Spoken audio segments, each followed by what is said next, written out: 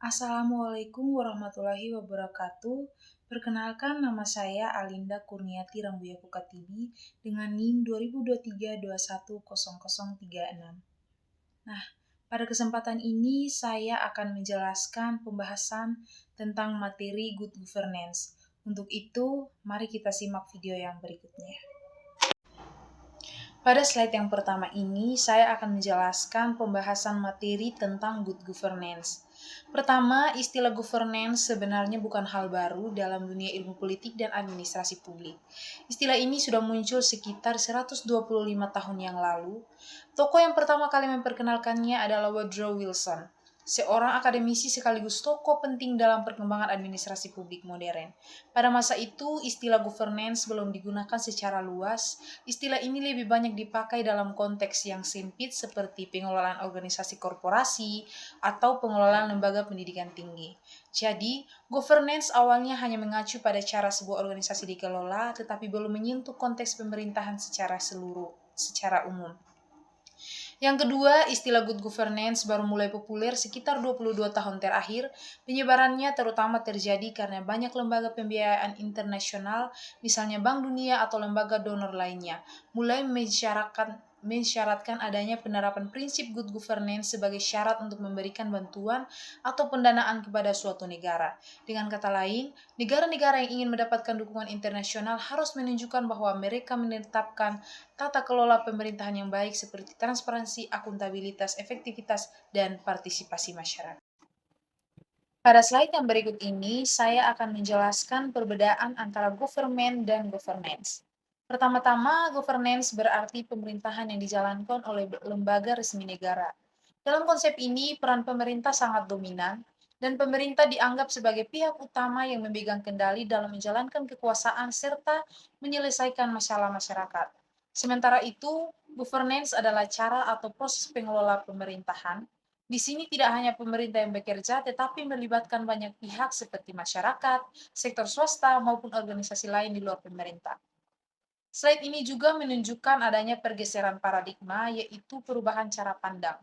Jika dulu semua urusan publik hanya bergantung pada pemerintah, sekarang masalah-masalah masyarakat dikelola bersama-sama oleh berbagai pihak.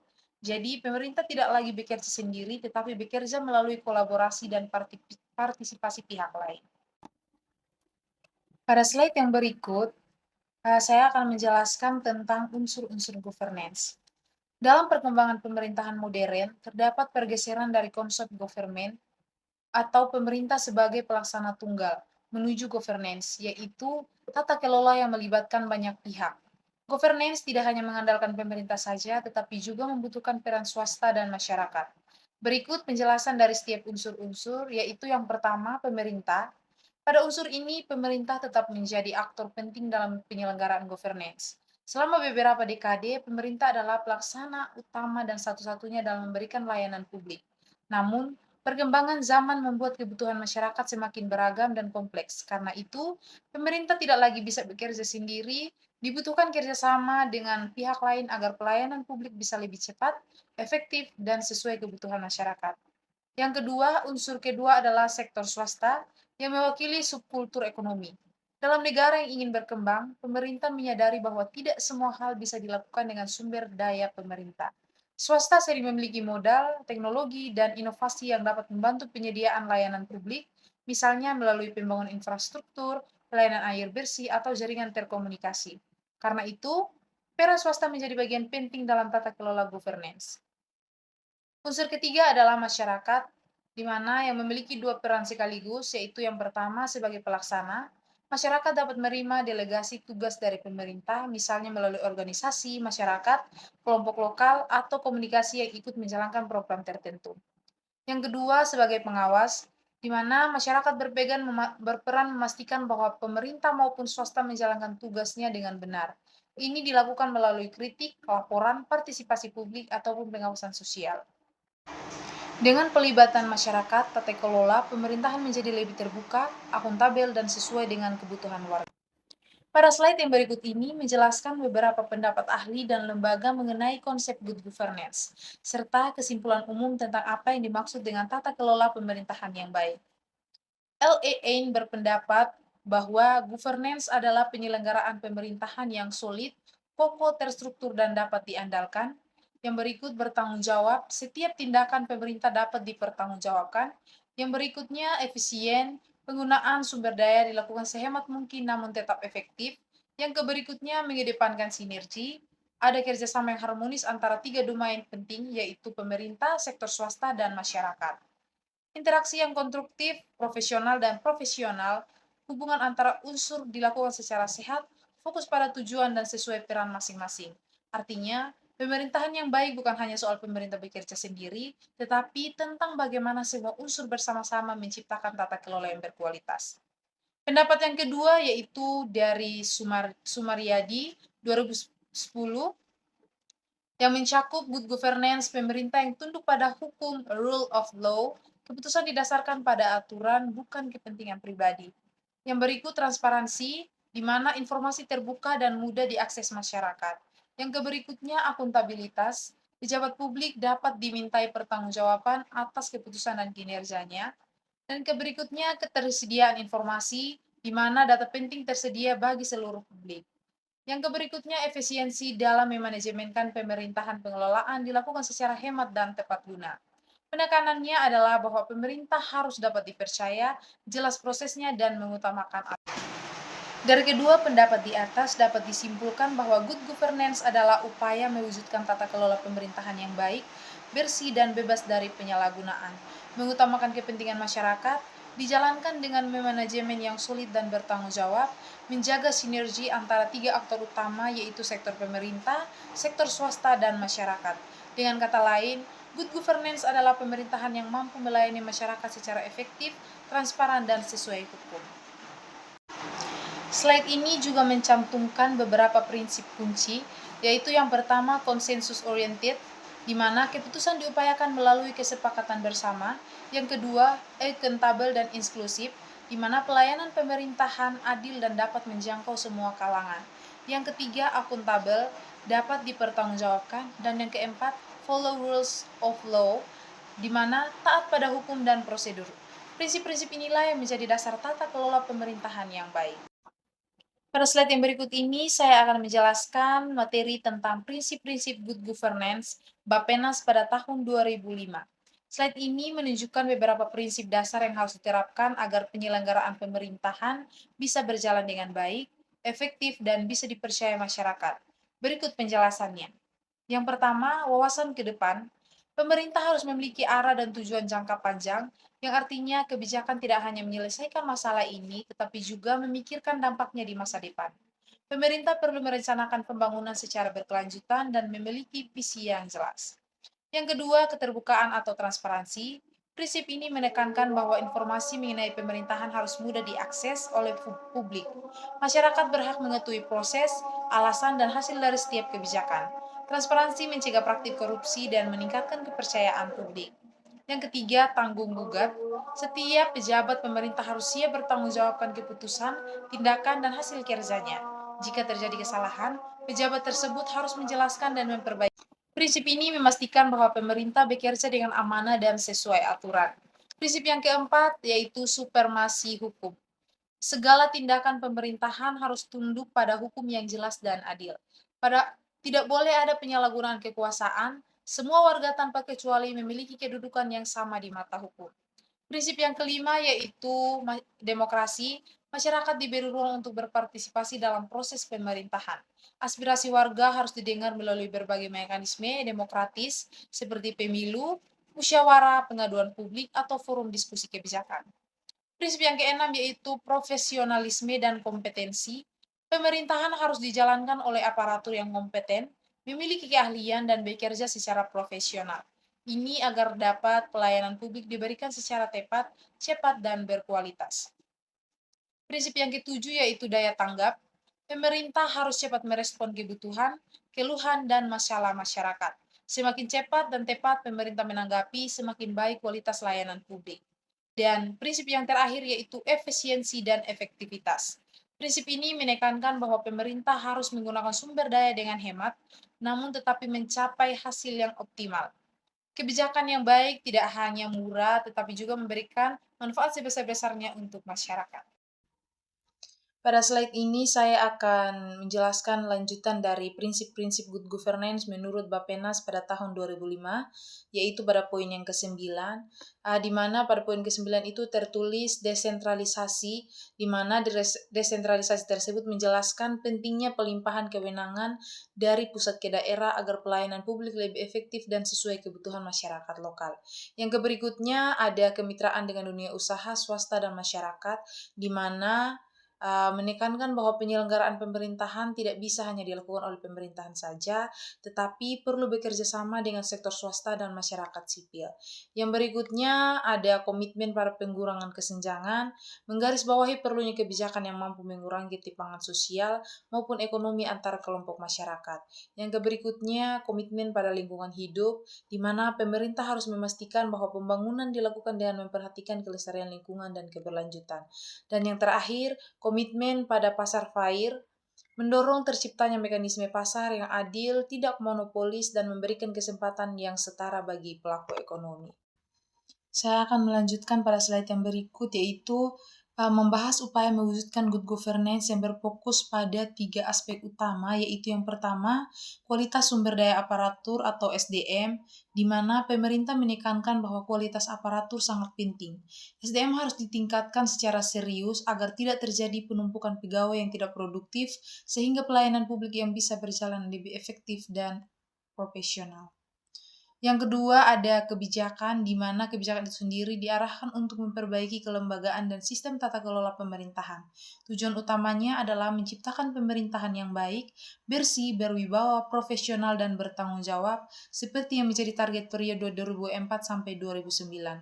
Yang terakhir ada sistem pengawasan, di mana di sistem itu sendiri diperlukan sistem pengawasan dan pemeriksaan yang efektif. Hal ini bertujuan untuk menyempurnakan audit dan akuntabilitas kinerja agar aparatur menjadi bersih, akuntabel, dan bebas dari KKN. Pada slide yang berikut ini, saya akan menjelaskan kendala dalam mewujudkan good governance. Dengan menekankan peran penting birokrasi. Birokrasi dianggap sebagai indikator utama karena menjadi penghubung langsung antara pemerintah dan masyarakat dalam pemenuhan kebutuhan hidup. Melalui birokrasi, pemerintahan memberikan pelayanan, membuat regulasi, dan mengontrol berbagai urusan yang berkaitan dengan kepentingan publik. Namun, birokrasi juga dapat menjadi sumber hambatan ketika tidak berjalan efektif. Karena itu, Sedam Mariyati 2013 mengelompokkan kendala dalam mewujudkan good governance menjadi 2 jenis, yaitu kendala internal dan kendala eksternal. Berikut saya akan lanjutkan pembahasan materi tentang kendala-kendala dalam mewujudkan good governance, yaitu kendala yang pertama internal, di mana di internal dibagi menjadi 8 bagian, yaitu yang pertama pelanggaran disiplin aparatur, di mana masih banyak aparatur yang tidak mematuhi aturan kerja seperti datang terlambat, kurang tanggung jawab, dan tidak menjalankan tugas sesuai ketentuan. Hal ini menurunkan kualitas pelayanan publik. Yang kedua, penyalahgunaan wewenang dan munculnya KKN, di mana beberapa aparatur menggunakan jabatan untuk kepentingan pribadi, misalnya menerima suap, nepotisme, atau membuat keputusan yang tidak sesuai aturan. Praktik ini merusak kepercayaan banyak publik. Yang ketiga, rendahnya kinerja SDM dan kelembagaan. Sebagian aparatur belum memiliki kompetensi atau keahlian atau etos yang kerja yang memadai. Lembaga juga belum mampu mendukung kinerja secara optimal. Yang keempat, sistem organisasi dan manajemen belum memadai. Struktur organisasi, alur kerja, serta tata laksana pemerintahan masih rumit dan tidak efisien, sehingga menghambat pelaksanaan tugas. Yang kelima, rendahnya efisien dan efektivitas kerja. Banyak pekerjaan birokrasi memakan banyak waktu, tidak tepat sasaran, dan hasilnya belum maksimal. Hal ini membuat pelayanan publik jadi lambat laun. Yang keenam, kualitas pelayanan umum masih rendah, di mana pelayanan kepada masyarakat belum cepat, tepat, dan responsif. Masyarakat sering menghadapi proses berbelit, waktu tunggu lama, dan kurangnya kepastian layanan. Yang ketujuh, kesejahteraan ASN masih perlu ditingkatkan pada gaji, tunjangan, dan fasilitas kerja bagi ASN. Belum cukup memadai. Kondisi ini dapat mempengaruhi motivasi kerja dan membuka peluang terjadinya KKN. Dan kendala yang terakhir yaitu banyak regulasi yang sudah tidak relevan, sejumlah peraturan perundang-undangan sudah tidak sesuai, sehingga dengan perkembangan zaman, kebutuhan masyarakat, dan tuntutan pembangunan, akibatnya regulasi tidak lagi efektif dijalankan. Pada slide yang berikut ini saya akan membahas lanjutan materi tentang kendala eksternal, di mana di kendala eksternal itu sendiri ada beberapa poin, yaitu yang pertama globalisasi dan revolusi teknologi informasi, di mana perkembangan teknologi dan e-government sangat cepat sehingga aparatur negara dituntut untuk mampu beradaptasi. Banyak aparatur belum siap secara kemampuan digital maupun pemahaman teknologi sehingga menghambat modernisasi pemerintahan. Yang kedua ada problem demokrasi. Demokrasi di Indonesia masih menghadapi masalah baik pada tingkat lembaga maupun perilaku individu.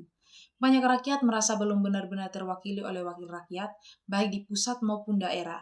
Kondisi ini membuat kebijakan pemerintah sering tidak sesuai kebutuhan masyarakat. Yang ketiga, kompetisi pasar yang tidak adil, di mana pasar Indonesia masih dominasi oleh pelaku usaha bermodal besar. Akibatnya, prinsip keadilan dan kesetaraan belum terwujud dan pelaku usaha kecil sering sulit bersaing. Hal ini menghambat terciptanya good governance dalam sektor ekonomi. Yang keempat, lemahnya kekuatan sosial, politik, dan ekonomi masyarakat, di mana masyarakat belum memiliki kekuatan atau posisi tawar yang kuat. Kondisi ini membuat masyarakat sulit berpartisipasi aktif dalam pembangunan dan pengambilan keputusan. Akibatnya, proses pembangunan tidak sepenuhnya melibatkan masyarakat. Pada slide yang berikut ini, saya akan menjelaskan tentang strategi dalam mewujudkan good governance, yaitu yang pertama ada memelihara kesadaran tinggi akan urgensi. Strategi ini menekankan bahwa organisasi pemerintahan harus memiliki kesadaran bahwa perubahan itu mendesak dan penting. Kesadaran urgensi akan membuat aparatur yaitu tidak cepat puas dengan kinerja yang ada, menyadari masalah yang harus segera ditangani, termotivasi melakukan perubahan besar agar pelayanan publik meningkat. Kesadaran urgensi menjadi pendorong internal agar birokrasi tidak stagnan dan terus berbenah mengikuti kebutuhan masyarakat. Strategi yang kedua yaitu membangun arsitektur organisasi yang baik, di mana arsitektur organisasi adalah struktur dan sistem yang mengatur kewenangan, tugas, fungsi, intensif, dan evaluasi kinerja dalam instansi pemerintahan. Arsitektur yang baik sangat penting agar birokrasi mampu menyesuaikan diri dengan perubahan teknologi, dinamika pasar, regulasi baru, dan tuntutan good governance nasional dan global. Perubahan arsitektur organisasi harus dilakukan karena lingkungan pemerintahan berubah cepat, sehingga birokrasi harus fleksibel, adaptif, dan responsif. Yang ketiga, komponen arsitektur organisasi menurut Serda Mayanti pada tahun 2016, di mana sistem penetapan kewenangan, tugas, pokok, fungsi, dan tanggung jawab agar kerja lebih jelas dan terarah. Yang kedua, sistem balas jasa yang sepadan, yaitu pemberian insentif atau penghargaan yang adil untuk mendorong kinerja aparatur. Yang ketiga, sistem evaluasi dan indikator kinerja, agar setiap individu dan organisasi bisa diukur dan dipertanggungjawabkan kinerjanya. Berikut ada tantangan terbesar dalam membangun arsitektur organisasi adalah mengoptimalkan penggunaan informasi buruk seperti pengambilan keputusan, akuntabilitas kinerja, meningkatkan pelayanan publik, dan menjaga kepercayaan masyarakat. Pada slide yang berikut, saya akan membahas tentang hubungan antara pelayanan publik dan birokrasi, serta pentingnya peran masyarakat di dalamnya. Yang pertama itu ada birokrasi sebagai ruang interaksi, di mana birokrasi adalah tempat bertemunya pemerintah dan masyarakat. Disinilah kebutuhan masyarakat dipenuhi dan berbagai urusan publik diselesaikan. Yang kedua, menciptakan iklim yang baik. Birokrasi tidak hanya memberi pelayanan, tetapi juga harus menciptakan suasana yang ramah, kooperatif, dan partisipatif agar hubungan dengan masyarakat menjadi lebih baik. Ketiga, masyarakat sebagai subjek, di mana masyarakat tidak boleh hanya diperlakukan sebagai penerima layanan, mereka juga harus dianggap sebagai pihak yang memiliki hak untuk terlibat dan berperan. Yang keempat, keterlibatan dalam pengambilan keputusan. Masyarakat tidak hanya menjalankan keputusan pemerintah, tetapi juga pemerintah dilibatkan dalam proses pembuatan keputusan yang menyangkut kepentingan mereka. Pada slide nanti hari ini, saya akan membahas materi tentang pelayanan publik serta tantangan yang dihadapi birokrasi dalam penyelenggaraan pelayanan kepada masyarakat, yaitu yang pertama peraturan Kepres nomor 81 tahun 2010, di mana Kepres nomor 81 tahun 2010 menekankan perbaikan kualitas birokrasi dan pelayanan publik. Masalah utama yang sering disorot adalah organisasi dan regulasi yang belum efektif, SDM aparatur yang kurang kompeten, kewenangan yang tumpang tindih, pelayanan publik yang lambat dan kurang responsif, serta pola pikir dan budaya kinerja, mindset culture yang masih birokratis. Yang kedua, teori Den Hart dan Den Hart, Neo-Public Service. Den Hart menegaskan bahwa pelayanan publik tidak boleh lagi didominasi oleh pemerintah. Masyarakat harus diberi ruang untuk berpartisipasi baik dalam perumusan keputusan, pelaksanaan pelayanan, hingga evaluasi pelayanan. Intinya, pemerintah melayani bukan mengendalikan. Yang ketiga, harapan pelayanan publik masa depan. Jika prinsip partisipatif dan perbaikan birokrasi diterapkan, maka pelayanan publik di masa depan diharapkan lebih cepat, transparan, dan akuntabel, mampu mengatasi stigma buruk seperti pelayanan lambat, korupsi kecil atau pungli, birokrasi berbelit. Lebih siap menghadapi berbagai tantangan modern seperti digitalisasi dan kebutuhan masyarakat yang semakin tinggi. Sekian penjelasan materi dari saya. Mohon maaf jika ada salah kata. Terima kasih dan wassalamualaikum warahmatullahi wabarakatuh.